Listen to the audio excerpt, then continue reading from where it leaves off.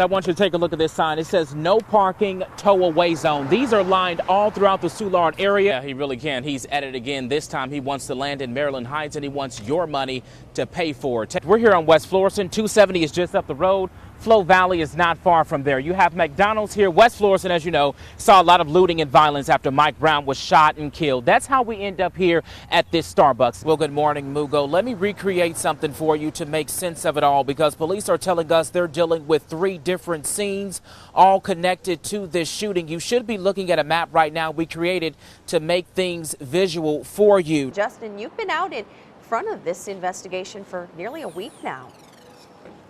Yeah, Clara, now police are wasting no time working to track down the person or persons they say could be behind these church attacks. It's heartbreaking for students to know their education is on the line. That is why hundreds of them flooded the old state capitol here in Vandalia, demanding lawmakers to mend this money mess. Justin, that you just learned some new information in the past few minutes.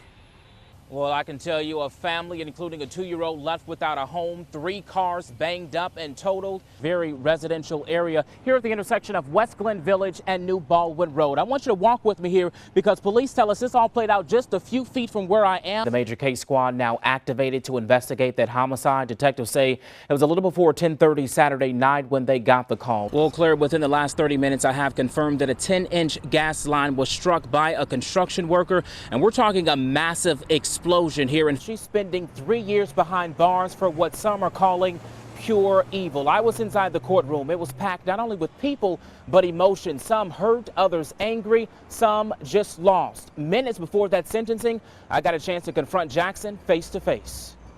You pled guilty to this. What do you have to say? You lied to your kids. Why? Excuse me. What do you have to say? The man says his trailer was parked right here in this parking lot. The crooks cut the locks, hitched the trailer, and took off. News 4's Justin Andrews was the first reporter to break the story back in November when the feds raided Cobb's restaurant. News 4's Justin Andrews joins us live tonight with the interview you will see only on News 4. Justin. And Courtney, that woman called News 4 after seeing that recent hit and run right here on our newscast. Last year, she was hit by a driver who kept going. Tonight, she's asking what is being done. If there's anybody who understands the pain of a hit and run, because every day of my life I'm out here walking this beat. It's Michelle McConneville. She was hit by a driver who kept going nearly a year ago at the intersection of Jefferson and Russell in South City. People, rolling stops all the livelong day. Up and down. It's treacherous. She was left with a broken leg, a curved spine, and lifelong frustration. News 4 has covered a rash of hit and runs for years, some even deadly. Now these families who have loved ones who die, what is the city doing for them? Are they going to fall through these loopholes? If a Missouri bill keeps its momentum, those leaving the scene of an accident would be charged with a Class D felony in 2016 and a Class C felony in 2017 if the victim is injured or killed in a crash. Meanwhile, Michelle is sick of drivers not caring, and she will talk about it until something is done. Simple, basic rules of the road would solve a lot of the problems that are taking place in this city. Its officers tell us a fight broke out inside the high school. Students were running for safety when gunshots rang out outside the high school. Now, in the midst of all this mess, a 14-year-old girl was stabbed. News 4 was right there minutes after officers got that call. It was close to 8 o'clock last night when the chaos commenced. The basketball game was going on at the Clyde C. Miller Career Academy on Grand. Police say hundreds of people were at the game when this all happened. Right now, it is unclear if the girl was stabbed before or after the gunshots. The shots were fired across the street from the school. We wanted to find out what made this all go down. Don't know. Inside, things get heated at a basketball game. We don't know what set it off.